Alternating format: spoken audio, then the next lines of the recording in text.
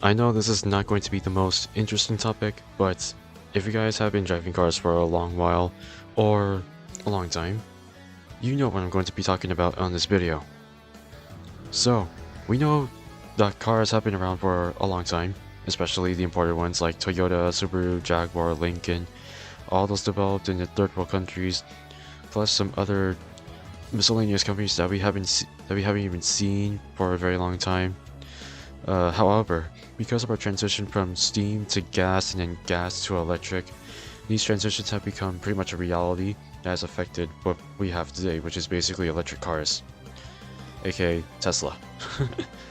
So today we're going to be focusing on looking back at the very first American gas-powered car and who developed it and how they did develop it.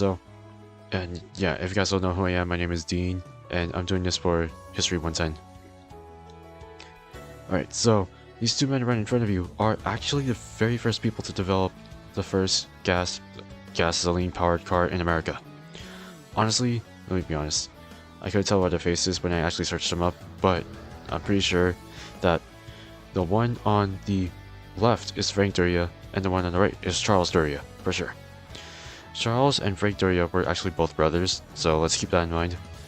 Charles and Frank Duryea were both American engineers who helped build the very first gasoline-powered automobile after running a bicycle business.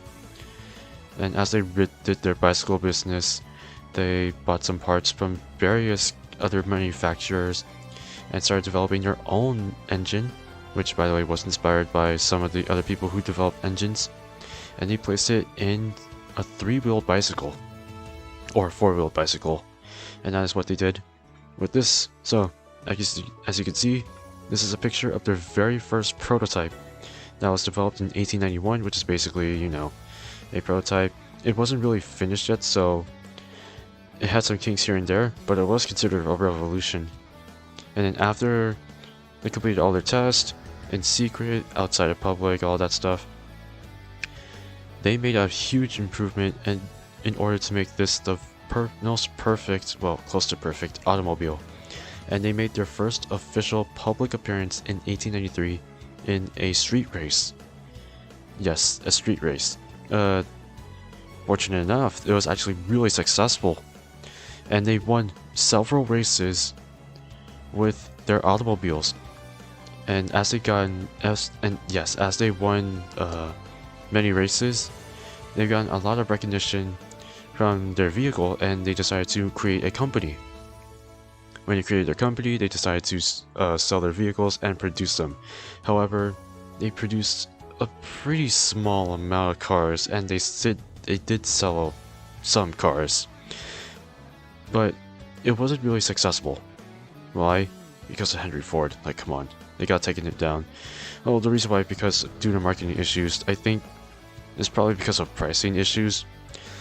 So it's just that. And then after they've lost their company, and after they couldn't sell as many other cars as other companies, the brothers decided to split and devote themselves to creating different vehicles in the 1920s. And that's pretty much it. If you guys have any comments or questions, just put them in the comment section below. And if you guys want me to like add more stuff to it or correct me on some things, then go ahead, I wouldn't mind. And yeah. Big shout out to Professor Stout for letting us do whatever we want for this presentation. I'm gonna try my best to do this again. Hopefully not, but maybe. And I will see you guys in the next one.